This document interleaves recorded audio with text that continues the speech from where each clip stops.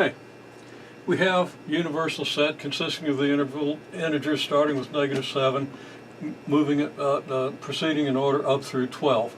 We could, and you don't have to, you're not asked to express this in set builder notation, but it's a little more compact. The set of x, such as x is an integer, with -7 less than or equal to x, which is less than or equal to 12. Same thing. So, if you can state it like this, then you maybe have a more concise way of thinking about it, but you don't really need it. Okay, you can go element by element. A is this set, B is this set, C is this set. And the first thing you're asked to do is list the members in A union B intersection, A intersection B prime.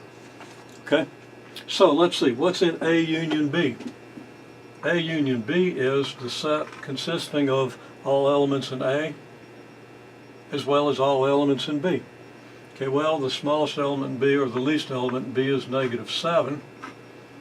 The next possibility is -6, which occurs in set A, so we'll include it. And the next is -5. The next member of the universe is -5, which occurs in A, so it's going to be included. Then -4 is not included in set A. -3 is included in set A, and -5 is not included in B either. -3's in A, -1's in B, -2's in A, 0's in B. So we're going to have -3, -2, -1, 0. And then what? We're going to have 2, because it's in A. Then we're going to have 8, because it's in A. We're going to have 9, which is in A. 11's going to be there. 10 is in A. 11 and 12 are in B. So here's the set A union B.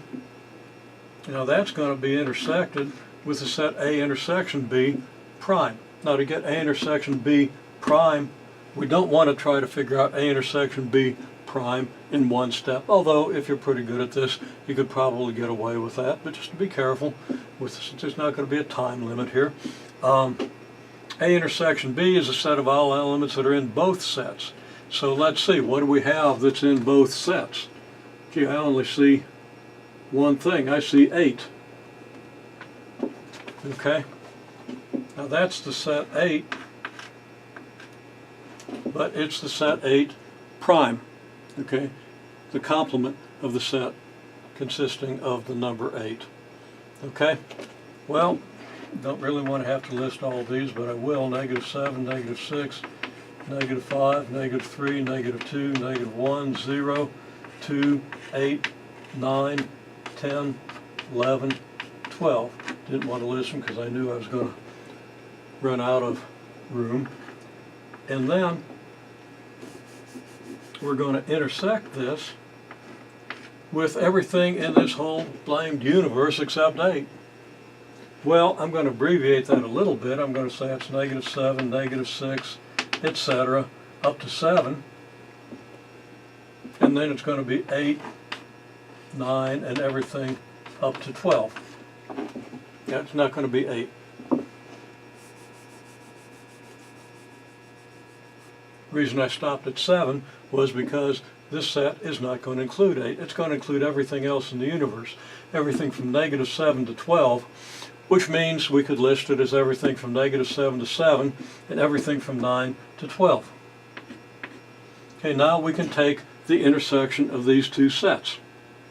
Okay, now it's got to be in the intersection, it has to be in both sets. Well, it's going to be pretty clear that since this set consists of everything from -7 to 7, that everything in this set that's between -7 and 7 will be included. So we're going to be able to include everything from the -7 here up through the 2. Now we're not going to include the members of the universe that aren't in this set, and of course this is a set A union B. But we are going to include all the members of set A.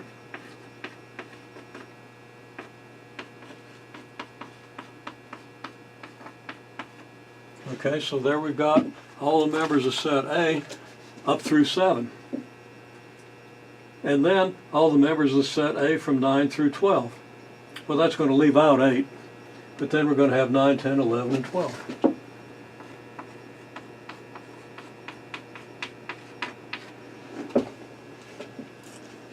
Now this is the method that I recommend when you're asked to list the elements and you're given a listing of the elements in both sets. Okay, you have to get a little more fancy if the sets are given in set builder notation or in some other way, especially if the sets are infinite. But for finite sets where the elements are listed, you want to go one step at a time. You want to list all the members of A union B. I've done that. You want to list all the members of A intersection B, and I've done that. And then you got to say, well, it's the intersection of this with this. There's the intersection, but it's this complement, so I do this. Then I go ahead and write down the members of A union B again, and then I write down the members of A intersection B prime. These are both kind of big sets, and you're not going to say anything too much bigger than this on a test. So you can do this. You just have to be careful. And you can always take shortcuts. You can always explain, well, it's this along with everything that isn't this, and the only thing here that is this is this. So it's going to be all of these except for this one. Okay, if you can think it through that way, that's valid, but you want to document that thinking and you want to say it very clearly.